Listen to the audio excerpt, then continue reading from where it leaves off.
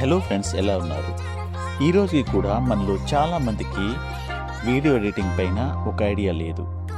Editing సాఫ్ట్వేర్లో ఎలా video and audio ఫైల్స్ని import చేసుకోవచ్చు, టెక్స్ట్ని ఎలా సాఫ్ట్వేర్లోకి తీసుకురావచ్చు, మంచి మంచి ట్రాన్సిషన్స్ వీడియోస్కి ఎలా అప్లై చేసుకోవచ్చు, వీడియోస్ని ట్రిమ్, క్రాప్ అండ్ కట్ ఎలా చేసుకోవచ్చు, గ్రీన్ స్క్రీన్ ఎలా తొలగించవచ్చు, వీడియోస్ని ఫైనల్గా ఎలా ఎక్స్పోర్ట్ చేసుకోవచ్చు, ఫైనల్గా ఏ వీడియో ఎడిటింగ్ సాఫ్ట్వేర్లో ఒక వీడియోని సింపుల్గా ఎడిట్ చేసుకోవచ్చు, ఇవన్నీ ఈ సిరీస్లో తెలుసుకుందాం. హలో ఫ్రెండ్స్, నా పేరు Shiva and welcome to my channel Shivaji technical, all about editing.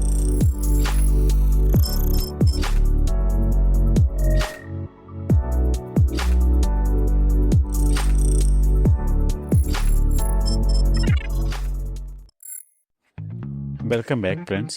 నేను గత 8 సంవత్సరాల నుంచి ఈ సింపుల్ ఎడిటింగ్ సాఫ్ట్వేర్లో నా ఒక పర్సనల్ మరియు ప్రొఫెషనల్ వీడియోస్ని ఎడిట్ చేస్తున్నాను. ఈ సాఫ్ట్వేర్ ఒక ఇంటర్ఫేస్ చాలా ఈజీగా ఉంటుంది. ఎవరైతే బిగినర్స్ ఉంటారో వాళ్ళు కూడా చాలా ఈజీగా సాఫ్ట్వేర్ని, వీడియోస్ని ఎడిట్ చేసుకోవచ్చు.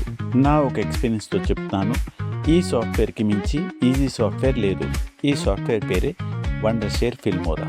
ఈ సాఫ్ట్వేర్లో చాలా వర్షన్స్ వచ్చాయి, బట్ ఇప్పుడు లో వర్షన్లో ఈ సాఫ్ట్వేర్ కోసం తెలుసుకుందాం. ముందుగా ఫిల్మోరా సాఫ్ట్వేర్ని ఫిల్మోరా వెబ్సైట్కి వెళ్ళి డౌన్లోడ్ చేసుకుందాం. ఇంకా మనం ఒక సిస్టంలో ఇన్స్టాల్ చేసుకుందాం. సాఫ్ట్వేర్ సిస్టంలో ఇన్స్టాల్ అయ్యాక సాఫ్ట్వేర్ని ఓపెన్ చేసుకుందాం. సాఫ్ట్వేర్ ఓపెన్ అయ్యాక ముందుగా ఒక చిన్న డైలాగ్ బాక్స్ వస్తుంది. దాని పేరే ఆస్పెక్ట్ రేషియో డైలాగ్ బాక్స్. ఈ ఆస్పెక్ట్ రేషియోలో స్క్రీన్ ఒక డిఫరెంట్ సైజెస్ ఉంటాయి.